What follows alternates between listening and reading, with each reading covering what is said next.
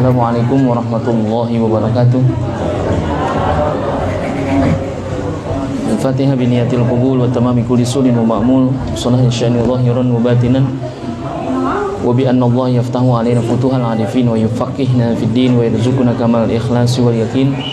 Thumma ila hadrati al-muallif hadzal kitab wa ala jami'i usadina wa masyayikhina wa liwalidina wa jami'il mu'minin wal mu'minat wal muslimin wal muslimat wa ila hadratin nabi Muhammadin Mustafa Rasulillah sallallahu alaihi wasallam. Al-Fatihah. A'udzu billahi minasyaitonir rajim. Bismillahirrahmanirrahim. Alhamdulillahi rabbil alamin. Arrahmanir rahim. Maliki yaumiddin. Iyyaka na'budu wa iyyaka nasta'in. Ihdinas siratal mustaqim. Siratal ladzina an'amta 'alaihim ghairil maghdubi 'alaihim waladdallin. Amin. Sekali lagi kita baca Al-Fatihah untuk keluarga kita, orang-orang tua kita, saudara-saudara kita yang sedang sakit. Mudah-mudahan Allah angkat penyakitnya, Allah sehatkan badannya, senantiasa dipelihara oleh Allah Subhanahu wa taala. Dan juga buat orang-orang tua kita, guru-guru kita, keluarga kita yang sudah meninggal dunia, mudah-mudahan selalu mendapatkan rahmat dan maghfirah dari Allah Subhanahu wa taala. Allah jadikan kuburnya raudhah min riyadil jannah. Juga buat kita semuanya para jamaah, mudah-mudahan selalu disehatkan badan kita, dipanjangkan umur kita, dimurahkan rezeki kita, dikabulkan segala hajat-hajat kita, dimudahkan semua urusan-urusan kita. Yang pada punya utang lunas semuanya utangnya, Allah mudahkan oleh Allah Subhanahu wa taala. Dan juga anak-anak kita yang sedang nuntut ilmu, mudah-mudahan dimudahkan dalam menuntut ilmunya Allah Subhanahu wa taala. Dan juga nggak bosan-bosan kita berdoa kepada Allah, mudah-mudahan ini corona segera diangkat oleh Allah Subhanahu wa taala dari kampung kita, dari negeri kita, dikembalikan seperti semula. Dan juga kalau ada orang yang ingin berbuat jahat kepada kita, mudah-mudahan nggak sampai kejahatannya kepada kita, melainkan Allah balikan menjadi nikmat buat kita. Ala hadhihi niyya wa ala kulli niyatin salihah wa ila hadratin nabi Muhammadin Mustafa Rasulullah sallallahu alaihi wasallam. Al-Fatihah. A'udzu billahi minasyaitonir rajim. Bismillahirrahmanirrahim. Alhamdulillahi rabbil alamin. Arrahmanir rahim. Maliki yaumiddin. Iyyaka na'budu wa iyyaka nasta'in. Ihdinas siratal mustaqim. Siratal ladzina an'amta 'alaihim ghairil maghdubi 'alaihim waladdallin. Amin.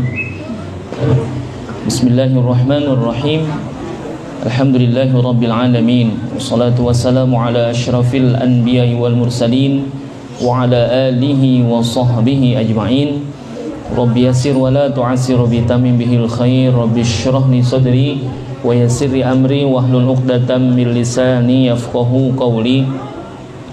Qalu subhanaka la ilma lana illa ma 'allamtana innaka antal alimul hakim.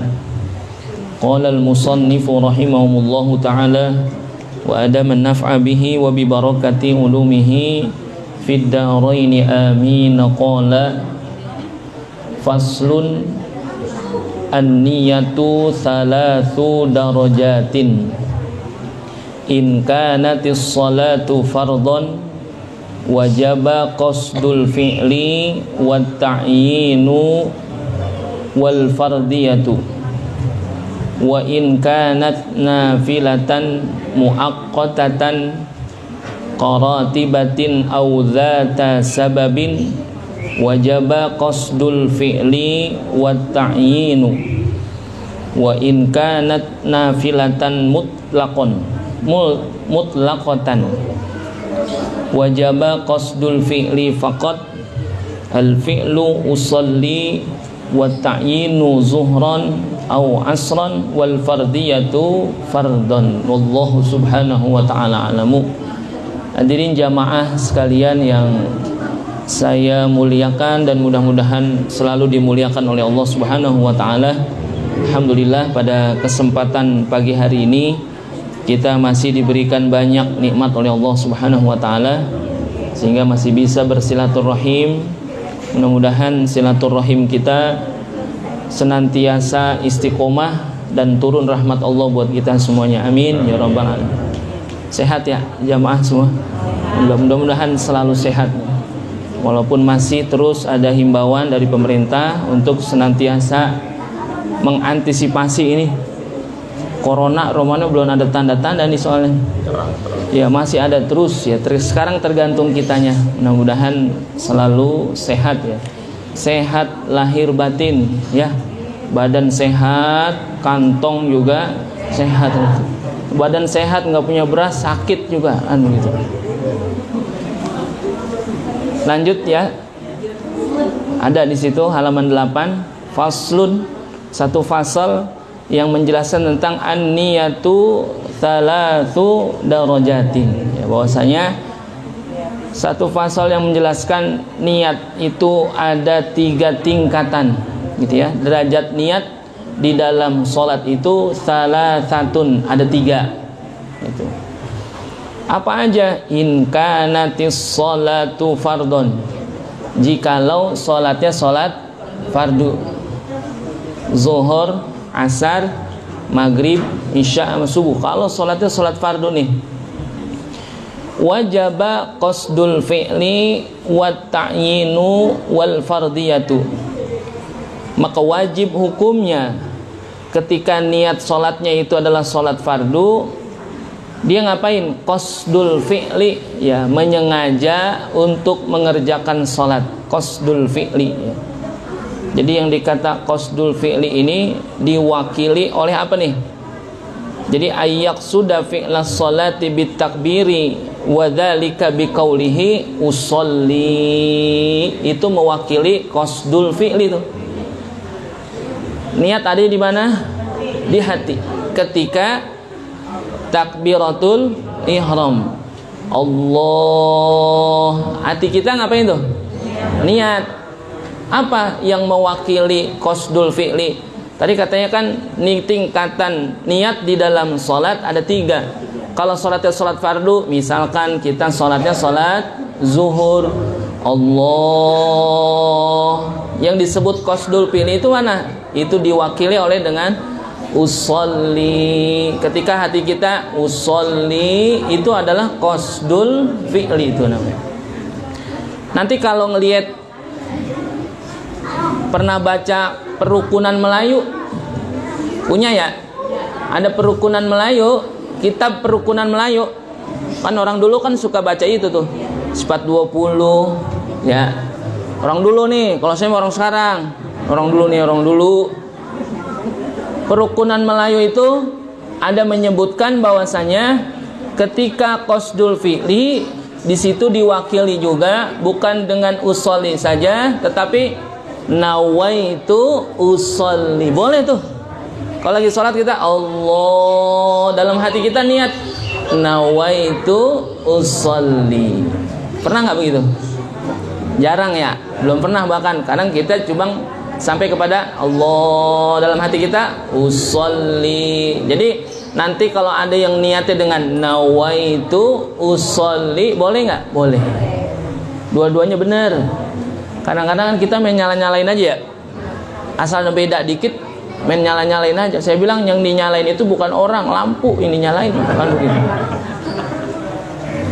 Jadi bicara fikih memang luas gitu ya. Jadi jangan main salah-salahin dulu, lihat dulu ada nggak nih keterangan ulamanya. Ternyata ada tuh. Usolli boleh, nawaitu usolli juga boleh juga. Nah, jadi kalau sholatnya sholat fardu, maka wajib hukumnya yang pertama qasdul fi'li, menyengaja perbuatan sholat. Jadi diwakili dengan usolli. Usolli kan artinya apa, Bu? Apa Pak artinya usolli? Ya, sajaku aku nih, ya, aku sholat kan gitu ya. Aku sholat, usolli kan aku sholat. Saya sholat. Karena itu adanya di dalam hati, maka jadilah itu niat. Itu. Jadi qasdul fi'li diwakili dengan usolli. Lalu ada yang nanya, kalau dia mah kalau sholat kagak pernah usolli itu gue dengerin, gitu ya. Dia kalau sholat kagak usolli itu kagak pernah gue denger kalau dia usolli. Lah, kan usolli memang niat. niat tadi di mana? Pekerjaan Nah sekarang kalau dilafazkan boleh nggak? Ya, melafazkan niat hukumnya sunnah saja tuh. Jadi udah jejak berdiri nih, belum mulai takbiratul ihram, kan ada kesunahan kita untuk melafazkan niat. Sunnah tuh hukumnya. Ya bahkan kalau kita disunahkannya bukan hanya melafazkan niat saja, disunahkan untuk membaca doa dan membaca surah An-Nas. Baca doa, Rabbi a'udzubika min hamazatis syayatin wa a'udzubika Rabbi ayyahdurun. A'udzubillahi minasyaitonir rajim. Qul a'udzu birabbin nas, malikin nas, ilahin nas, min syarril waswasil khannas alladzi yuwaswisu fi sudurin nas minal jinnati wan nas. Rabbi a'udzubika min hamazatis syayatin wa a'udzubika Rabbi ayyahdurun. Bismillahirrahmanirrahim. Usolli fardaz zuhri. Kan dibaca tuh, dilafazkan. Boleh nggak? Boleh. Kalau ada yang bilang, oh Nabi kagak pernah melafazkan niat, dalam riwayat memang tidak. Rasulullah tidak melafazkan niat. Karena bicara melafazkan niat, bagi kita yang punya ihtiyat, kehati-hatian, khawatir nanti menghadirkan niat kita di dalam hati itu kagak ada. Makanya dia apa? Dilafazkan dulu. Kalau Nabi kenapa tidak melafazkan niatnya? Karena Nabi cenderung hatinya itu mantep, ya kan? Mantep. Jadi walaupun tidak dilafazkan, Allah bisa langsung menghadirkan niat. Kita kadang-kadang udah dilafazin aja, usolli fardhu, itu ngelafazin udah mantep bener dah. Usolli fardhu zuhri. Allah. Yang ingat apa? Yang ingat apa? Gosokan, numpuk. Padahal udah dilafazkan. Disunahin tuh, liyu'awinal lisanu al-qalba, karena lisan itu bisa membantu hati. Lafazin boleh. Kalau ada yang bilang, wah enggak, melafazkan niat itu bid'ah karena Rasulullah tidak melakukannya. Lihat dulu, ini sunnahnya ulama, baca. Selama tidak menyalahi itu kan ngebantu hati. Itu ya. Jadi yang pertama qasdul fi'li, ya, sekira-kira diwakili oleh usolli atau nawaitu usolli. Yang kedua apa? Yang kedua ta'in. Apa ta'in? Ta'in di sini menyebutkan bahwasanya zikru atau dzakara nau'us salati, menyebutkan salatnya. Sebut. Kalau dalam salat fardu wajib hukumnya menyebutkan salat. Ta'yin itu apa? Zuhron, asran, maghrib, isya, subuh. Itu ta'yin namanya. Sebut salatnya. Kalau nggak disebut salatnya bagaimana ini niat? Kagak jadi. Karena yang namanya niat salat fardu itu wajib hukumnya qasdul fi'li lalu ta'yin. Sebut salatnya. Gitu ya. Maksudnya apa? Usolli fardal isya'i. Sebut isya'nya. Dia sholat isya nih, atau dia sholat zuhur, usolli fardon lillahi ta'ala. Nggak jadi. Karena niat sholat fardu mesti menyebut ta'yin. Ada ta'yin tuh, menyebutkan apanya? Jenis daripada sholatnya. Zuhur, asar, maghrib, isya, subuh. Sebut sholat ta'yin tuh namanya. Lalu kalau misalkan dia sholatnya sholat zuhur, tapi yang disebut asar, bagaimana kira-kira? Dia sembahing zuhur nih, usolli fardul asri. Dia sembahing apa? Zuhur, emang waktunya zuhur, tapi dia emang udah rada pikun, maksudnya begitu, lupa. Cuman heran mah kalau sama duit inget, sama sembahyang lupa. Dia lupa tuh. Sholli fardul asri gitu.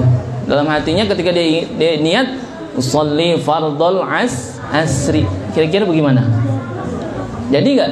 Agak. Ya ta'yin. Ta'yin masih apa? Sebut salatnya. Dia salatnya salat apa? Lah kalau begitu bisa jadi karena bicara salat, ada enggak qadha salat? Qadha salat ada enggak? Ada qadha salat. Nah, jikalau dia menyebutkan bahwasanya dia dalam keadaan salat zuhur, dia niatnya niat asar, apa dia ngodok apa bagaimana tuh ya? Nah, makanya mesti apa? Ta'innya yang jelas. Sebut salatnya zuhur, asar, maghrib, isya atau subuh. Lalu yang ketiga wal fardiyah. Fardiyah tuh maksudnya fardiyah apa? Usolli fardhaz zuhri, udah cukup tuh gitu ya. Jadi kalau kita sholat Allah dalam hati, usolli fardhaz zuhri lillahi ta'ala, jadi udah cukup udah. Makanya kalau ada orang yang takbiratul ihram Allahu akbar tidak terlalu apa? Lama, tidak terlalu panjang, boleh nggak? Boleh. Karena panjangnya takbiratul ihram itu kadar harokatnya tergantung dengan niatnya. Kalau dia timbang niatnya usolli fardhaz zuhri lillahi ta'ala Allahu akbar, jadi nggak? Jadi. Tapi kalau dia mau niat dengan apa?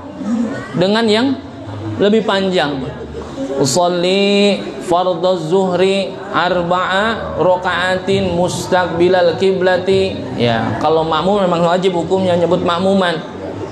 Kan sepanjang itu ya, berarti takbiratul ihramnya kadar harokatnya panjangnya sesuai dengan niatnya yang dia hadirkan di dalam hati.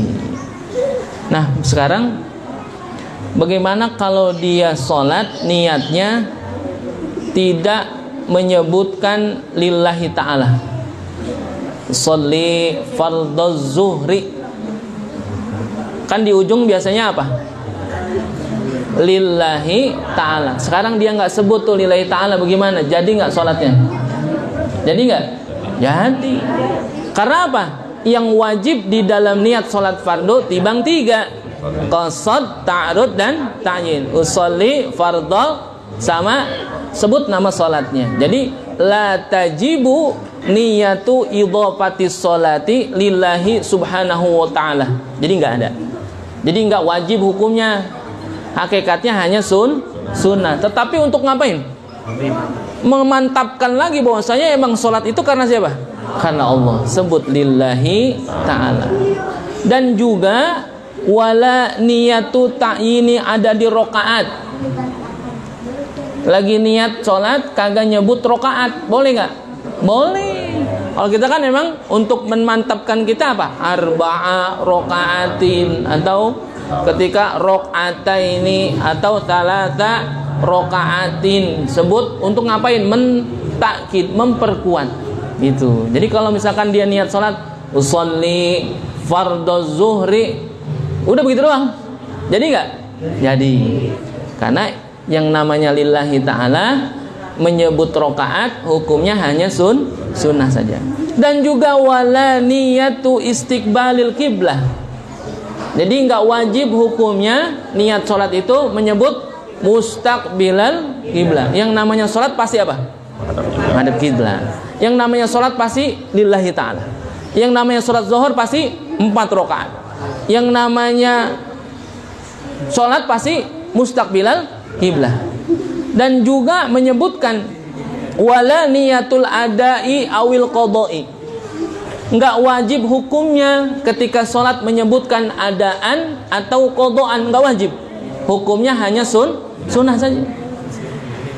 Lah, ntar untuk membedakannya bagaimana? Yang namanya sholat yang dilakukan pada waktunya namanya adaan.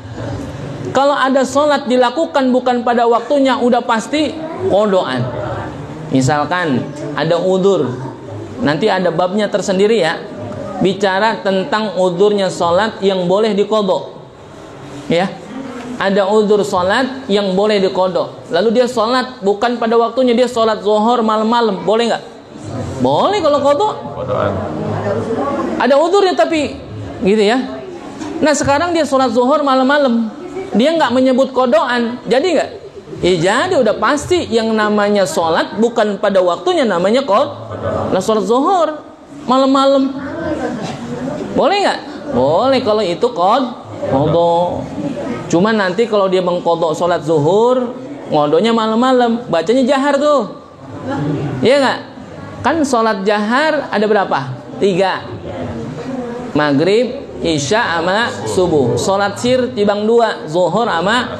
Tapi kalau kita mengkodok salat sir di waktu jahar, maka jadilah salat sir itu jadi apa? Jadi jahar. Dan sebaliknya kalau kita mengkodok salat jahar di waktu sir, jadi apa? Sir. Salat isya dikerjain siang-siang, jangan bacanya jahar. Allahu Akbar, Bismillahirrahmanirrahim. Jangan. Kan ngodoknya di mana? Di waktu siang, sedangkan dia sholatnya sholat isya. Itu karena itu di waktu yang sir itu tadi. Gitu ya. Jadi enggak wajib niat dengan lillahi ta'ala, tidak wajib untuk ngapain? Menyebutkan bilangan rakaat, tidak wajib menyebutkan mustaqbilal kiblah, tidak wajib menyebutkan adaan atau qadaan, akan tetapi semuanya itu hukumnya sunnah saja. Tapi kita saking ihtiyatnya, niat kita bawa semuanya. Usolli fardaz zuhri arba'a raka'atin mustaqbilal kiblati, adaan. Pakai adaan tuh. Karena apa? Karena kita ngapain? Mentakkid bahwasanya yang sholat yang kita kerjain yang mana? Yang itu yang sekarang ini, adaan. Lillahi ta'ala. Gitu ya. Jadi jelas nih. Kalau sholatnya sholat fardu, maka wajib qasdul fi'li, ta'yin, dan ta'rud lil fardiyah. Wajib untuk menyebutkan kata-kata menyengaja sholat dengan diwakili oleh usolli, lalu menyebut ta'yin di dalam niat itu dengan diwakili sholat, jenis sholatnya, lalu menyebut ta'rud lil fardiyah, sebut fardunya. Nah sekarang idza kanal musolli ma'muman, kalau yang sholat itu dia jadi apa? Jadi makmum. Bagaimana hukumnya? Fayajibu alaihi ayyanwiya al jama'ata awil iktida. Kalau dia jadi makmum, maka wajib hukumnya niat makmuman. Kalau imam bagaimana? Kalau imam hukumnya hanya sunnah saja niat imaman gitu. Kalau makmum wajib tuh. Sedangkan dia sholat jadi makmum, udah berdiri di belakang imam. Ketika niat sholat, usolli fardhu zuhri arba'a raka'atin mustaqbilal kiblati, enggak menyebut makmuman, dianggapnya dia tidak bermakmum walaupun dia ada di belakang imam. Karena niat makmuman di dalam sholat fardu bagi si makmum hukumnya wajib tuh. Karena salah tuh. Jadi nggak ada istilah ngapain? Ngepak, nempak si imam, ya, kayak gitu. Isyarat menepak itu, nah itu banyak perbedaan pendapat menyatakan nggak mesti. Karena kewajiban si makmum hanya apa? Niat makmuman. Ketika dia berdiri di belakang imam, dia lalu niat makmuman, jadilah dia sholat berjamaah. Kan imam khilafah namanya ya? Ya kan udah saya pernah cerita ya. Ada imam asli, ada imam khilafah. Kalau imam asli adalah yang emang dari awal kita angkat dia jadi imam. Kalau imam khilafah dia sembahyang sendiri, munfarid. Kita datang belakangan, kita angkat dia jadi imam. Bagaimana caranya? Kita niat makmuman, berdiri di belakangnya, jadi udah cukup. Nggak mesti diapain? Tepak, gitu. Kadang-kadang kalau ditepak begitu apa? Kaget kita, ngajrit. Padahal bukan dicolek doang kadang-kadang tuh ya, bukannya nyolek, apa begitu? Kita kan kaget juga digituin. Gitu. Udah gitu sembahyang di tempat sepi lagi, di musola, dia ada di pojokan, malam sembahyang isya nih sendirian. Tahu ada yang ngikut makmum dari belakang, nyolek, nggak bisa kabur itu dia kagak sembahyang. Itu ya. Jadi kalau sholatnya sholat fardu, lalu wa in kanat nafilatan muaqqatatan, jikalau sholat sunnah, in kanat nafilah, nafilah itu sunnah. Kalau sholatnya sholat sunnah muaqqatatan, sholat sunnah yang ada waktunya, ya, sholat sunnah yang ada waktunya. Karotibatin, seperti sholat sunnah rawatib, ada apanya tuh? Ada waktunya dia. Au dzata sababin, atau sholat sunnah yang memiliki sabab. Wajib qasdul fi'li wa ta'yin, maka wajib hukumnya untuk qasdul fi'li dan ta'yin.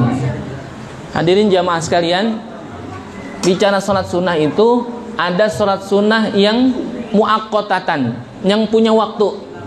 Ada sholat sunnah yang memiliki sabab, dikerjakannya sebab ada waktunya dan sebab karena ada sesuatu yang mendasari, gitu ya.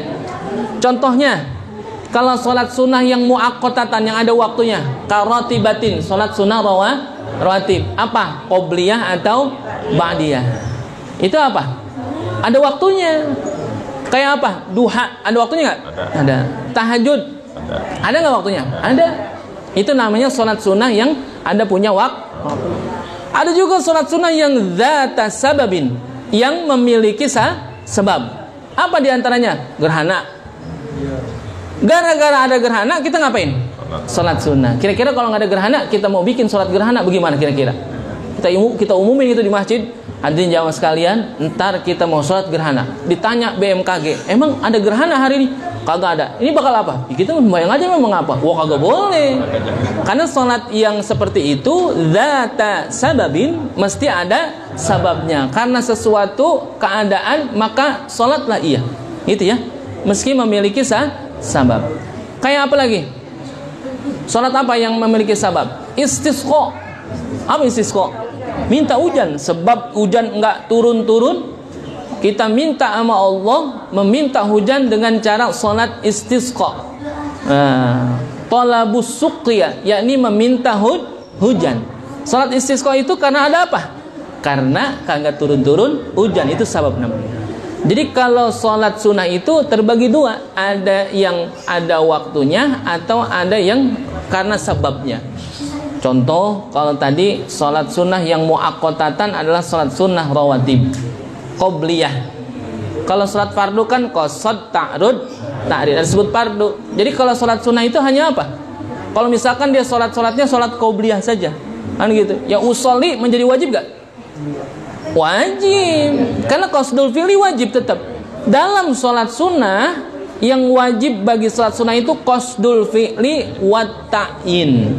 Jadi menyebut sholat apa? Menyengaja sholat dan menyebut jenis sholatnya, gitu ya.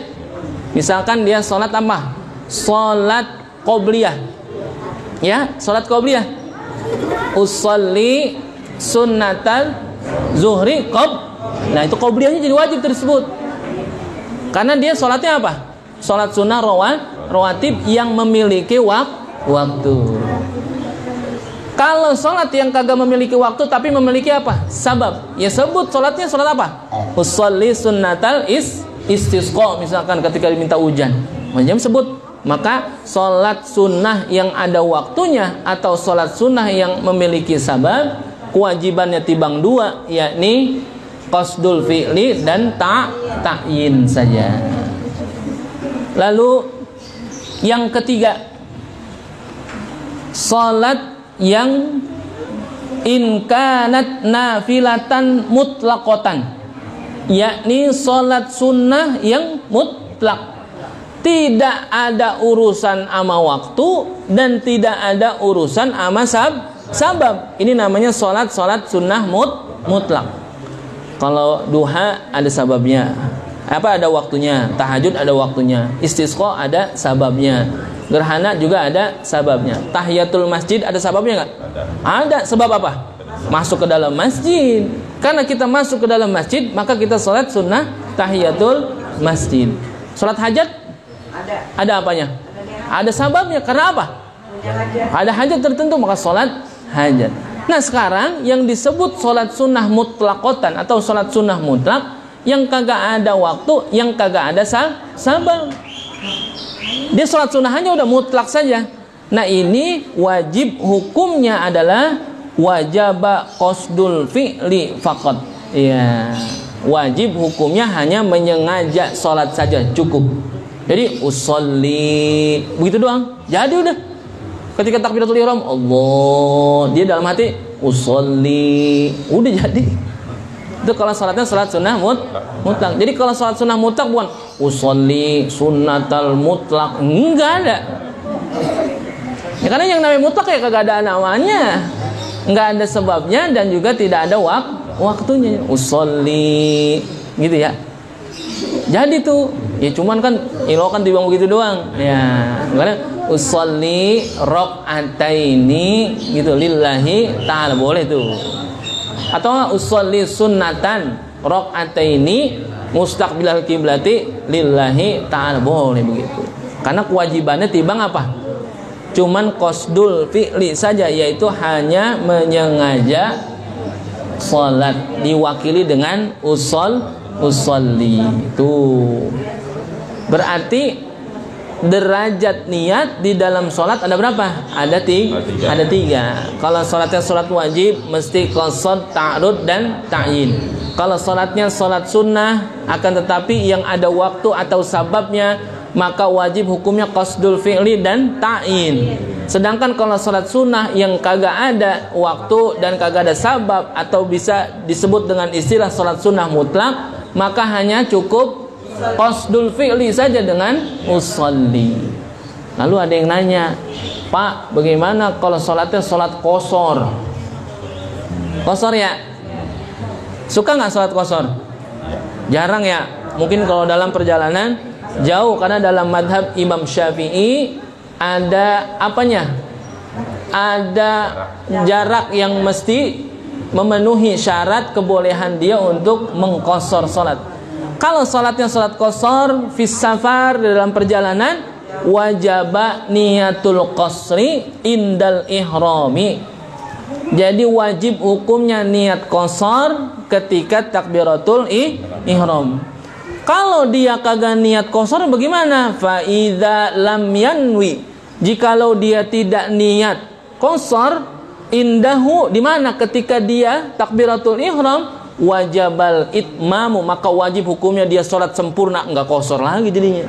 Jadi kalau dia niatnya qasar zuhur, di qasar jadi berapa? 2 rakaat. Usolli fardhu zuhri rakaataini qasran, gitu ya. Kalau dia mengqasar, kan boleh juga jamak qasran majmu'an ya, kalau qasar dan jamak tuh. Jadi kalau nggak disebut qasarnya, kan namanya qasar apa qasar? Meringkas ya. Qasira yaqsuru kan gitu. Qasran. Ya, pendek gitu ya. Qasir itu kan pendek. Ya, lawan dari tawil. Oh, qasir. Jadi kalau sholat qasar berarti sholat meringkas, yang tadinya 4 rakaat jadi 2. Yang boleh di qasar timbang 3 sholat. Ya. Zuhur, asar sama isya yang bilangan rakaatnya 4 boleh di qasar. Ini ada orang, saya mau qasar sembahyang subuh lah udah 2 jadi berapa? Atuh. Gitu. Nah kalau maghrib bagaimana ngosornya itu ya? 3, 1,5 hilo kan sembahyang gitu. Nah itulah. Jadi bahasan kita pada kesempatan pagi hari ini adalah tingkatan niat atau derajat niat di dalam sholat. Derajat niat di dalam sholat, ternyata dalam hal sholat fardu, sholat sunnah itu memiliki perbedaan. Ini lagi-lagi Bu, Bapak, hadirin jamaah sekalian, kalau bicara niat, kalau nanti ada yang berpendapat bahwasanya Rasulullah itu tidak melafazkan niat, ya betul memang. Cuman kita ihtiyatnya melafazkan nih, liyu'awinal lisanu al-qalba, karena lisan itu akan membantu hati. Usolli fardhoz zuhri arba'a raka'atin mustaqbilal kiblati, adaan makmuman lillahi ta'ala Allah, yang tadi kita lafazkan lalu dihadirkan di dalam hati. Itu maksudnya lisan itu ngebantu hati. Apa yang udah kita sebut akan terbersit di dalam hati, sehingga lebih mudah untuk menghadirkan niat itu dalam hati. Hadirin, kalau ngitung duit dalam hati apa pakai suara? Coba dah ngitung duit sekarung. 1, 2, pakai suara nih. 3. Ada orang liwat, "Po, ngapain?" Menghitung duit. Ingat gak? Ingat tuh, karena pakai apa? Lisan sama hati ngikut. Coba ngitungnya dalam hati. Jangankan orang nanya, ada tikus jeblok aja kita. Tadi udah berapa ya? Tuh. Maksudnya apa? Lisan itu akan nyambung ke dalam hati, ngebantu tuh. Nabi, kenapa sholatnya tidak melafazkan niat? Lihat, Nabi itu basyarun la kal basyar. Nabi itu adalah manusia, tapi kagak kayak manusia.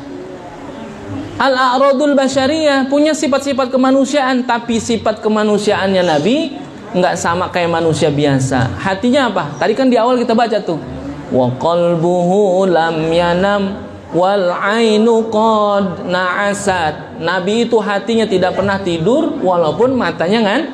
Jadi Nabi kalau tidur apa? Mata. Hati tidur nggak? Kagak. Kalau kita mata kagak tidur aja hati tidur. Ini nih pada yang hadir di sini matanya melek, badannya di sini, hatinya di mana? Mana tahu dah, begitu. Ini ngaji sampai jam berapa ya? Mau janjian ini, begitu. Gitu ya. Jadi kalau misalkan ada perintah sunnah untuk melafazkan niat di dalam sholat, kerjain. Karena khawatir kita jadi lalai untuk menghadirkan niat kalau tidak dilafazkan. Tetapi kalau memang dia udah mantep bener dah, tanpa melafazkan niat Allah, langsung bisa menghadirkan niat itu dalam hati, ya bagus. Tapi kalau kita berhati-hati, menjaga antisipasi, ihtiyat, dalam madhab Imam Syafi'i memang ada kesunahan untuk melafazkan niat dalam rangka lisan itu membantu hati itu Allah ya kan. Kadang-kadang udah diucapin aja nih. Ini kita udah baca surah An-Nas, udah baca doa juga, Rabbi a'udzubika min hamadatis syayatin wa a'udzubika rabbi ayahdurun. Lalu udah baca tuh lafaz niat, lalu ketika takbiratul ihram dalam hati masih aja. Yang hadir dalam hati bukan hanya niat, tapi apa? Urusan-urusan yang lain ngikut hadir juga. Tuh. Karena saking apanya? Godaannya itu luar biasa ya. Yang paling dulu disasar oleh setan apa? Hatinya tuh lagi sholat. Ada aja pikiran-pikiran di dalam hati kita ketika kita sholat tuh. Makanya jangan sampai ada pikiran-pikiran yang macam-macam sebelum sholat, hilangin dulu semuanya, gitu ya. Urusan dunia kesampingin dulu, kan gitu, samping dulu. Makanya kalau kata ulama nih, sampai sejadah aja nih tempat sholat kita, yang macanan tempat sembahyang kita itu jadi apa? Jadi ganggu sama kita, mendingan disingkirin. Kayak sejadah gitu, sejadahnya cakep, apanya? Motifnya cakep, coraknya begitu. Itu khawatir kita jadi malah mengganggu, mendingan itu disingkirin. Mendingan yang apa? Yang Allah. Kalau Imam Ghazali mensunahkan kalau sholat, kalau bisa apa? Depan kita apa? Tembok. Agar supaya nggak ada lagi di depan kita apa? Hal-hal yang lain, pemandangan apa? Makanya makruh ya. Dalam fikih makruh kalau sholat di hadapan kita apa? Makanan. Makruh tuh. Ada makanan enak-enak lagi. Dikit. Makanan enak tapi dikit. Dalam hati, ya kehabisan dah gue nih, kehabisan ya. Makruh tuh makan di apa? Sholat di depan makanan. Makruh, jangan. Makanya ada cerita, dia saking takutnya sholat makanan ditaruh depan, takut dimakan kucing, taruh di depan. Bener kucing datang. Dia baca surah An-Nas, Qul a'udzu birabbin nas. Menggurah kucing. Jadi rusak sembahyangnya gitu ya. Nah, jangan. Itu ya, hadirin jamaah sekalian. Mungkin itu saja pembahasan kita pada kesempatan pagi hari ini tentang derajat niat. Karena hakikatnya innamal a'malu bin, segala sesuatu itu tergantung niatnya. Wa innamal likulli imri'in ma nawa. Jadi orang itu dapat apa yang didapatkan, apa yang dilakukannya tergantung apa aja? Niatnya. Makanya niat sholat itu ada di mana? Di awal. Yang sangat mendasar. Jadi kalau niatnya aja udah salah, bagaimana kerjaan yang seterusnya? Karena itu ya perhatikanlah bicara niat di dalam sholat ini agar supaya sempurna sholat kita. Gitu. Mungkin ada pertanyaan? Silakan. Bapak Ibu, bukan nantangin. Kalau ada yang belum jelas, boleh ditanyakan. Kalau bisa jawab, saya jawab. Kalau kagak, PR buat saya. Ada? Ini?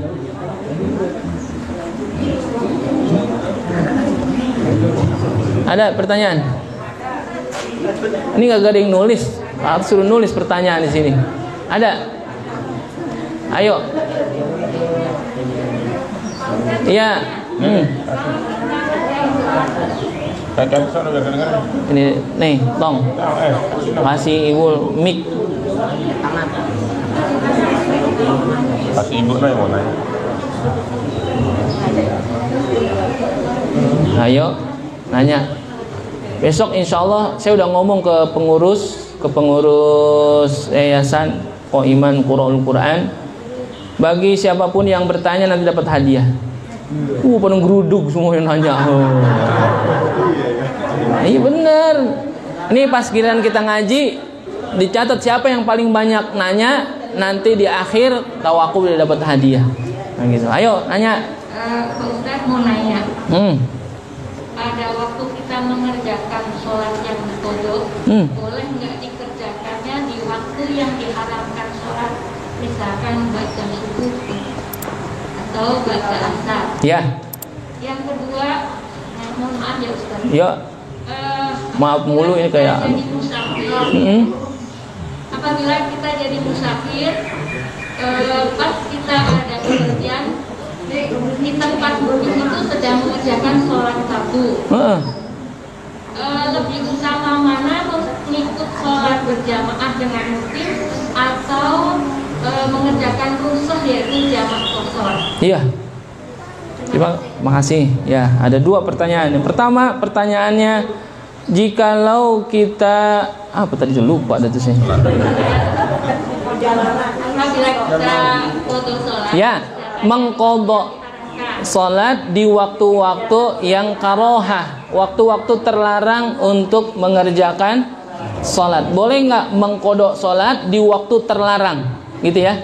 Ba'da asar, ba'da subuh, matahari lempeng, ya, matahari lempeng tuh, atau ketika terbenam matahari, atau ketika terbit matahari, ada 5 ya. Waktu terlarang sholat ada 5. Habis asar, habis subuh, matahari tenggelam, matahari terbit, dan matahari lempeng di atas kepala kita. Karena waktu zuhur bukan waktu matahari lempeng, tapi apa? Condong. Ya, udah waktu zawal namanya. Pertanyaannya, boleh nggak kita mengqodho sholat di waktu-waktu itu? Boleh. Yang kagak boleh sholat di waktu itu adalah sholat yang tidak ada sababnya, yang tidak ada waktunya. Seperti sholat sunnah mutlak tuh. Habis asar dia mau sholat sunnah mutlak. Ada nggak? Ya nggak ada waktu, nggak ada sebab. Lalu kalau misalkan kita habis asar sholat jenazah, boleh nggak? Boleh. Boleh, emang ada apa? Ada jenazahnya. Ada apanya sabab, kecuali kagak ada mayat, kagak ada apa. Yuk jamaah sekalian, nggak ada yang meninggal, kagak apa, kita sholat jenazah. Penjalem, dan rajin. Jadi yang dibolehkan itu hakikatnya sholat qodho. Bu, qodho itu apa sih? Qodho itu apa? Bayar kan? Nih, pintu rumah ibu jam 1 malam diketok. Ada orang mau bayar utang, kira-kira ibu terima apa diusir? Oh, nganterin duit. Biar kata jam 1 malam juga diterima. Nah, itu bicara qodho, maksudnya analoginya seperti itu. Orang yang ketika bayar utang, kapanpun waktunya itu dibolehkan. Itu ya. Lalu yang kedua, ketika dia sholat dalam keadaan perjalanan yang boleh ada rukhsah, yaitu perjalanan 2 marhalah. Kalau dalam madhab Imam Syafi'i, 2 marhalah itu sekira-kira paling minimal benar 90 km. Minimal banget tuh. Walaupun nanti ada beda pendapat, bukan 90 tapi 110 km. Ketika perjalanannya itu sudah menempuh jarak 2 marhalah, maka dibolehkan orang mendapatkan rukhsah, yaitu ngapain? Mengqasar salat. Pertanyaannya, ketika kita dalam perjalanan, kan kita boleh mengqasar. Boleh nggak? Salat sempurna boleh nggak? Lah boleh, dua-duanya juga boleh. Lalu kalau kita dalam perjalanan itu kita ngikut sama jamaah yang ada, kita mampir di masjid, salatnya salat sempurna, boleh nggak? Ya boleh banget. Qasar boleh nggak? Yang kagak boleh kita sholat qasar itu jamaah sholat sempurna, kita ngikut jadi makmum, itu yang kagak boleh. Itu ya. Kita niat qasar nih, kan dalam perjalanan saya dari sini ke Bandung, udah boleh belum? Boleh. Udah lebih daripada 2 marhalah tuh. bukan waktu tempuh. Yang jadi masalah bukan waktu tempuh. Yang jadi permasalahan adalah jarak tempuh. Kalau jaraknya sudah memenuhi syarat 2 marhalah, maka bolehlah dia dapat rukhsah untuk ngapain? Mengqashar salat. Ketika itu dia mau mengqashar salat, dia mampir ke masjid. Ada orang lagi salat jamaah, dia niatnya niat qashar, dia ngikut aja sama jamaah yang salat sempurna. Bagaimana? Ya kagak bisa, lain jenis. Gitu ya, Bu? Yang pertanyaannya adalah yang utama apa? Apakah kita mengambil rukhsah qashar atau salat sempurna? Coba saya tanya deh, sempurna sama yang dikurangin, bagusan mana? Gitu aja, Bu. Gitu. Bu, kalau kita ngambil rukhsah itu hakikatnya, kenapa sih ketika dalam perjalanan itu mengambil rukhsah 2 rakaat? Karena hakikatnya kita mau masih ngapain? Melanjutkan perjalanan, sehingga dibolehkan untuk meringkas jumlah bilangan rakaat. Pertanyaan yang utama yang mana, sempurna atau mengqashar? Jawabannya adalah lebih bagus sempurna. Setelah sempurna, qashar kerjain ini. Ya nggak usah. Udah gitu. Walaupun kita dapat rukhsah nih, kan musafir itu dibolehkan untuk mengqashar sholatnya. Tapi dalam perjalanan kita nggak qashar sholat. Sholatnya sholat sempurna aja semuanya, boleh nggak? Ya boleh banget. Kan kita sendiri yang bisa mengatur perjalanan kita. Kecuali misalkan ini mah kita perjalanan lewat travel. Yang di dalam perjalanan itu bukan kita doang. Ada orang yang lain. Khawatir kalau kita sholat dengan keadaan sempurna, jadi kita mentingin diri kita, perjalanan jadi terganggu. Nah, sekarang kita pergi perjalanan mobil bawa dewek, kagak ngejar waktu, emang santai, sholat sempurna lebih bagus. Tapi kalau buat praktek boleh juga, gitu ya. Kan begini, sekarang saya tanya, kalau kita belajar tentang rukhsah sholat, orang yang dalam keadaan sholat safar boleh menjamak, boleh mengqashar. Udah berapa sering kita praktek sholat jamak qashar? Kan jarang. Untuk pelajaran kita, saya mau mengqashar sholat, sedangkan syaratnya udah cukup, ya boleh, nggak apa-apa. Tuh, makanya besok kita ketika masuk dalam bab sholat musafir jamak qashar, kita belajarnya nggak teori doang, tapi praktek. Kata Baji Koiman, kita mau diajak jalan-jalan sambil praktek sholat jamak qashar. Bukan begitu, Maji? Lah, gua jadi tempuan katanya. Amin gitu. Nah, iya, kita jalan kemana, ke Bandung. Nah, di perjalanan kita praktek dah sholat jamak qashar. Prakteknya bukan hanya sekedar praktek dari teori yang ada, akan tapi praktek memang pada hakikat yang sebenarnya. Mas, gitu. Kali Ustaz. Tadi Ibu tanya, menurut saya kita ini kan mau qashar Johor ke waktu asar. Kalau qashar itu meringkas. Kalau jamak itu menggabung. Jamak dari asar, dari Johor mau ke asar. Sampai di masjid lagi sholat asar. Kita kan ikut jamaah asar tuh. Berarti Johornya diganti di waktu asar. Yang 2 rakaat itu. Jadi gini, ini perlu dibedakan antara qashar dengan jamak. Kalau qashar meringkas jumlah rakaat, kalau jamak menggabungkan 2 waktu sholat menjadi 1. Zuhur kalau dikerjain di waktu asar namanya jamak takhir. Kalau sholat asar kita tarik ke zuhur namanya jamak takdim. Pertanyaannya kalau kita mau qashar jamak, ya, Zuhur ditarik ke asar. Apa? Zuhur tarik ke asar nih, berarti takhir jam. Berjalan udah Zuhur nih. Kadang ada waktu kita masuknya di asar. Pas sampai di Bandung asar lagi. Orang lagi pada sholat, sedangkan kita belum sholat Zuhur. Kan niatnya tadi udah mau ngapain? Mau jamak? Ya jamak kalau begitu mah. Lah kita kan belum sholat Zuhur. Nggak perlu ikut yang. Kan lain jenis. Bisa. Jenis. Kalau sholat kita sholat apa? Jamak, yang dikerjain mana duluan? Kalau misalkan kita sholat jamak qashar, kita ngerjain sholat asar di waktu zuhur, mana duluan nih kita kerjain? Zuhur dulu kita kerjain. Tuan rumah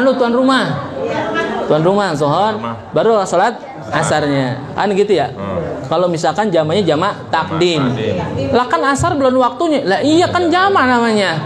Karena kita khawatir nanti di waktu asar itu tidak mampir untuk sholat. Lalu ketika Zohor kita masih di dalam perjalanan nih. Kita niatkan memang untuk sholat zohor di waktu asar, itu jamanya jamak takhir. Mana duluan nih kita kerjain?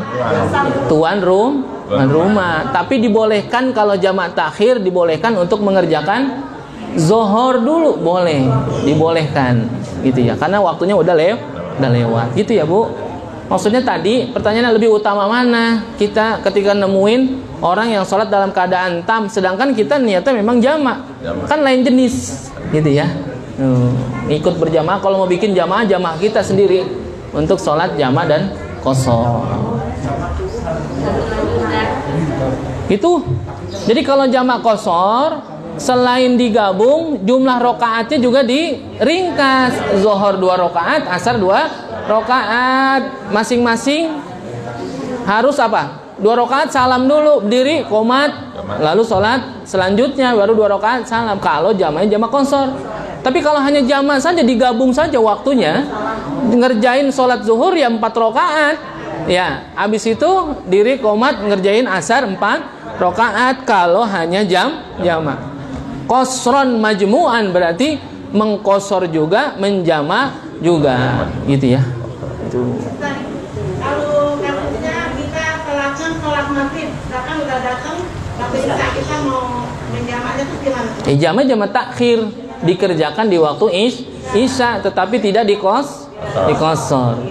Karena sholat yang boleh dijamak 4. Zuhur sepasang sama asar, atau misalkan zuhur asar ditarik ke zuhur atau zuhur ditarik ke asar. Lalu yang kedua adalah sholat maghrib dengan isya, maghrib ditarik ke isya atau isya ditarik ke maghrib. Subuh nggak ada. Atau yang bukan pasangannya boleh nggak? Yang bukan pasangannya, kan zuhur pasangannya asar, maghrib pasangannya isya. Ya, sekarang yang bukan pasangannya boleh nggak? Ya kagak boleh, orang bukan pasangannya. Lah kita bukan pasangannya, kita tegrep. Loh. Asar mau dipasangin sama maghrib, ya kagak bisa. Masing-masing pasangannya. Sholat jamak udah ada pasangannya masing-masing. Zuhur pasangannya asar, maghrib pasangannya isya. Nah sekarang kalau dia sholat jamak dan qashar juga, yakni sholat maghrib dengan isya, boleh nggak? Boleh. Maghribnya jamak dengan isya, tetapi ketika ngerjain isya diqashar, boleh, gitu ya. Pokoknya Bu, sholat yang boleh diqashar timbang 3 waktu, zuhur, asar, sama isya. Qashar itu apa? Ringkas. Kalau jamak gabung, jamaah ya jema'u, artinya berkumpul tuh, jamak, sholat jamak. Gitu. Ada lagi Bapak Ibu? Nanti pas bab sholat musafir kita akan lebih detail lagi jelasnya, karena banyak syarat ya. Ya, ada syarat yang mesti dipenuhi dalam sholat musafir, atau menjamak atau mengqashar sholat. Gitu ya Bapak Ibu. Cukup? Ada lagi pertanyaan? Ustaz, maaf, Ya. nanya satu lagi. Ya, silakan. Boleh ya? Boleh loh. Emang kan udah dikasih kesempatan bertanya? Ketika kita berjamaah itu kan, kemarin ada pertanyaan bahwa musafir itu yang berjamaah. Nah, yang saya tanyakan adalah bagaimana hukumnya orang yang kan syaratnya berjamaah itu harus melihat gerakan si imam atau mendengarkan suaranya. Tapi ketika ada orang sholat depannya masjid, buka jendela, jadi dia sholatnya di rumahnya dengan membuka jendela dengan dengan cara mendengarkannya gitu, mendengarkan, karena dia pernah mengerjakan waktu di tempat itu di dalam mall. Nah itu sholat yang seperti itu sah apa enggak? Ya. Sholat berjamaah itu utamanya adalah si makmum melihat gerakan si imam atau mendengar suara si imam. Nah sekarang bagaimana kalau dia nggak ngelihat atau dia nggak dengar imam, lah dia dengar makmum atau lihat makmum? Berarti ada syarat apa? Ittisal, apa nyambung. Pertanyaannya, kalau kita sholatnya di mana? Di rumah. Kita ngikutin jamaah di Masjidil Haram lewat TV. Contoh nih, TV. Kan ada orang katanya, saya pengen sholat taraweh kayak di Masjidil Haram, setel aja secara langsung kita ngikut, boleh nggak?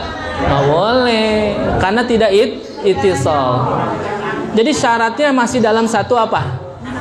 Bu, Bapak, kalau sholatnya di dalam satu gedung, lalu dia tidak bersambung, boleh tuh.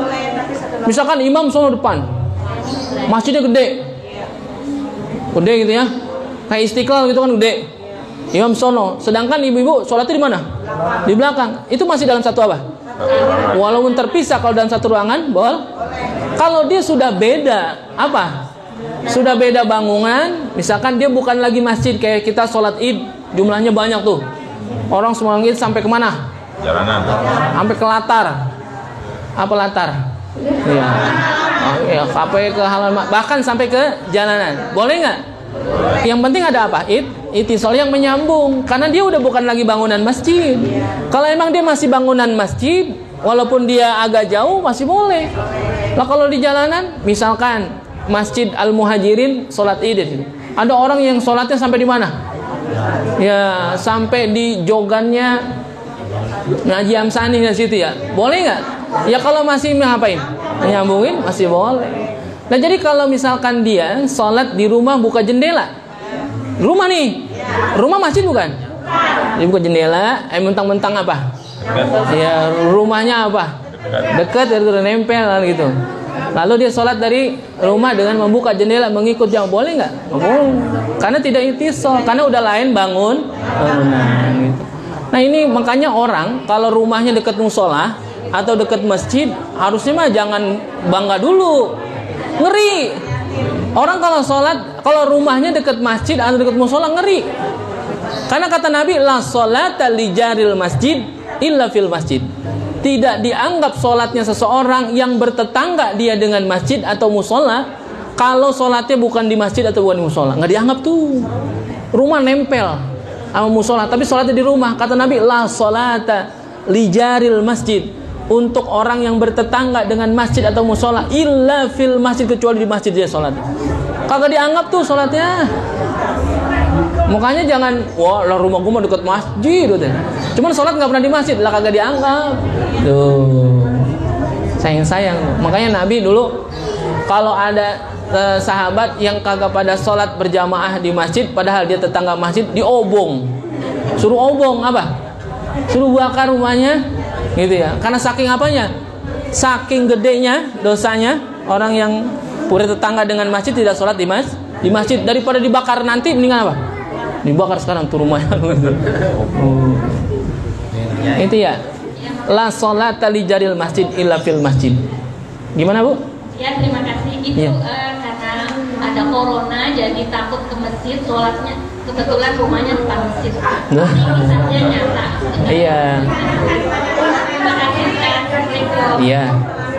Takut jangan kebangetan takut, berani jangan kebangetan berani. Kalau ihtiyatnya udah dilakukan, saya rasa jangan terlalu takut juga ya. Kalau kebangetan takut juga bukan coronanya yang bikin sakit. Jadi apa? Psikologisnya yang bikin sakit. Dia kebangetan takut nih, apa-apa jadi was-was. Iya, ngaji kagak mau, aku mau takut. Sampai belanja sayuran kagak mau juga.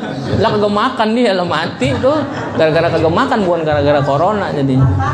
Ya, tetap kita mengikuti anjuran, ya tetap juga jaga kesehatan gitu.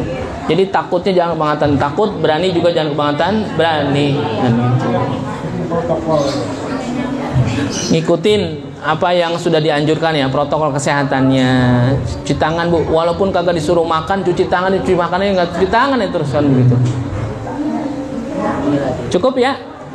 Mudah-mudahan ada manfaatnya. Insyaallah kita sambung lagi. Allah subhanahu wa ta'ala a'lamu. Terima kasih. Kurang lebihnya mohon maaf. Wallahul muwaffiq ila aqwamit thoriq. Assalamualaikum warahmatullahi wabarakatuh.